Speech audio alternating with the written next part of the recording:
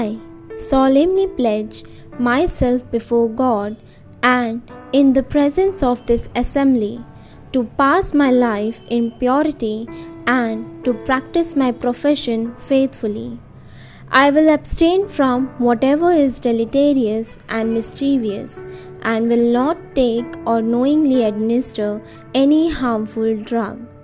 I will do all in my power to maintain and elevate the standard of my profession, and will hold in confidence all personal matters committed to my keeping and all family affairs coming to my knowledge in the practice of my calling.